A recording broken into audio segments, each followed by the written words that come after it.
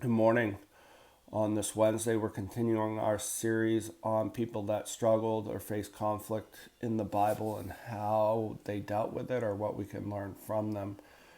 Today, we're going to talk about Jonah. I think if you've been in the church for any amount of time, you know who Jonah is, or you know part of the story of Jonah as far as him being swallowed by a fish. I think anybody in church has been taught that story, but we want to look at what happened and the reason for it, and maybe what Jonah learned from it or what we can learn from it. Um, I'm just going to start reading in Jonah 1. It says, "The Lord gave this message to Jonah, son of Amittai.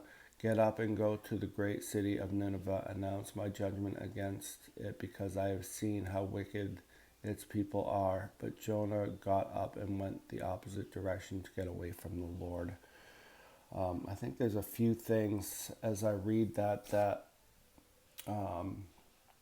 we can learn from, and kind of is a theme.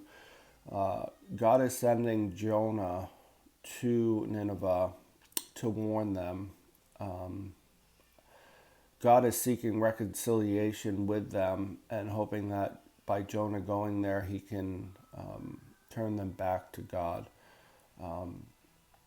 But Jonah did not want to go, and he ran from God. And I think that happens a lot within the church and with Christians, is when we think God is telling us to do things we don't want to, or if we're stuck in sin, many times we run from God. And I think it's just that flight or fight attitude when we face fear. And many of us run from God because we're afraid of the things we've done wrong, or God is going to ask us to do something we don't want to. And Jonah's attitude was that of, I don't want to do what God is asking because I'm afraid. And he ran. And again, I think that happens for a lot of us and a lot of Christians, is we're afraid of what God's going to ask us to do, and forget that God goes with us when he asks us, and we run instead of standing up and doing or following God's lead in our life. So Jonah is going through this struggle, and he's in the fish, and while he's in the fish, he is just struggling, but he prays to God, and again seeking reconciliation. And it says, "Then Jonah prayed to the Lord his God from inside the fish. He said, I cry out to the Lord in my great trouble, and he answered me. I call to you from the land of the dead, O Lord, and you hear me." And again, Jonah in this moment realizes that God is in control, and he reaches out. And again, we're looking at a situation where Jonah is being reconciled to God. And I think so often we forget that God's plan or God's want is for us to be reconciled with himself.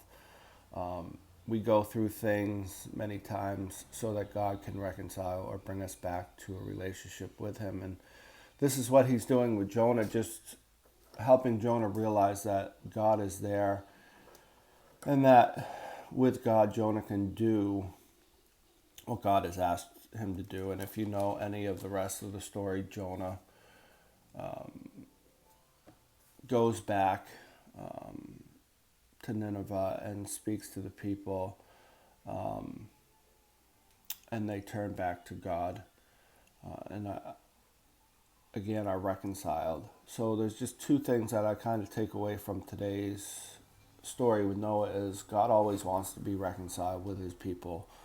God always wants to be reconciled with those that are sinning and struggling and running away. That's God's ultimate plan, is that we're reconciled. The second thing that I take from this is that God will never give us something that he's not going to be there with us. Sometimes we look at things that we need to do in our life, and they're scary or seem bigger than what we can handle, but we need to remember that when God asks us to do something, God also goes with us. So that's the challenge for this week. I'll see you next week.